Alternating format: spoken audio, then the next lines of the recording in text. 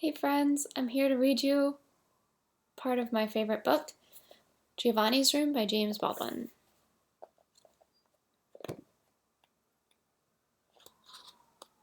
Part 1.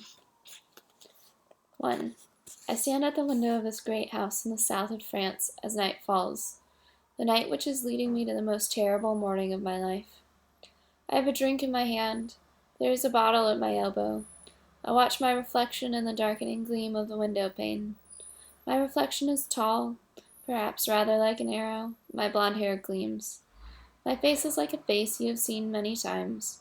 My ancestors conquered a continent, pushing across death-laden plains, until they came to an ocean which faced away from Europe into a darker past. I may be drunk by morning, but that will not do any good. I shall take the train to Paris anyway. The train will be the same, the people, struggling for comfort, and even dignity, on the straight-backed, wooden, third-class seats will be the same, and I will be the same. We will ride through the same changing countryside northward, leaving behind the olive trees and the sea and all of the glory of the stormy southern sky, into the mist and rain of Paris. Someone will offer to share a sandwich with me. Someone will offer me a sip of wine. Someone will ask me for a match.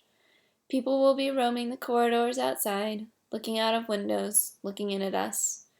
At each stop, recruits in their baggy brown uniforms and colored hats will open the compartment door to ask, "Complete?"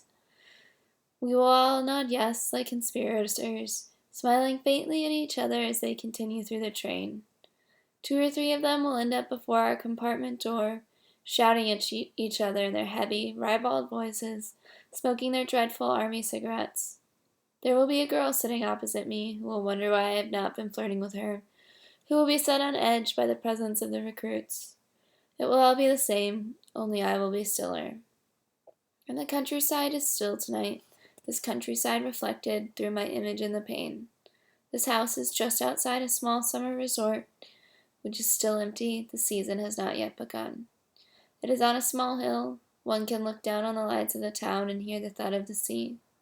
My girl, Hella, and I rented it in Paris from some photographs some months ago. Now she has been gone a week.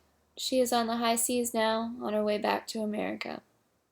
I can see her, very elegant, tense and glittering, surrounded by the light which fills the salon of the ocean liner, drinking rather too fast, and laughing and watching the men. That was how I met her, in a bar in Saint-Germain-des-Prés. She was drinking and watching, and that was why I liked her. I thought she would be fun to have fun with. That was how it began. That was all it meant to me. I'm not sure now, in spite of everything, that ever really meant more to me than that to me. And I don't think it ever really meant more than that to her. At least not until she made that trip to Spain, and finding herself there alone, began to wonder perhaps if a lifetime of drinking and watching the men was exactly what she wanted. But it was too late by that time. I was already with Giovanni. I had asked her to marry me before she went away to Spain, and she had laughed, and I had laughed, but that somehow, all the same, made it more serious for me, and I persisted. And then she said she would have to go away and think about it. And the very last night she was here, the very last night I saw her, as she was packing her bag, I told her that I had loved her once, and I made myself believe it. But I wonder if I had. I was thinking, no doubt, of our nights in bed, of the peculiar innocence and confidence which will never come again, which had made those nights so delightful, so unrelated to past, present, or anything to come, so unrelated finally to my life, since it was not necessary for me to take any time but the most mechanical responsibility for them. And these nights were being acted out under a foreign sky, with no one to watch, no penalties attached. It was this last fact which was our undoing, for nothing is more unbearable, once one has it, than freedom. I suppose this was why I asked her to marry me, to give myself something to be moored to. Perhaps this was why in Spain she decided that she wanted to marry me. But people can't, unhappily, invent their mooring posts, their lovers and their friends, any more than they can invent their parents. Life gives these and also takes them away, and the great difficulty is to say yes to life.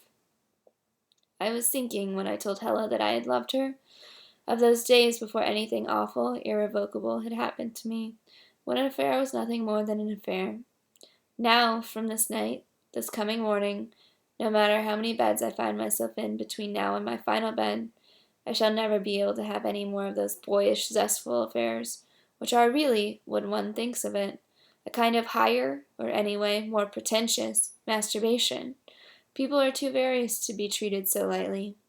I am too various to be trusted. If this were not so, I would not be alone in this house tonight. Hella would not be alone on the high seas, and Giovanni would not be about to perish some time between this night and this morning on the guillotine.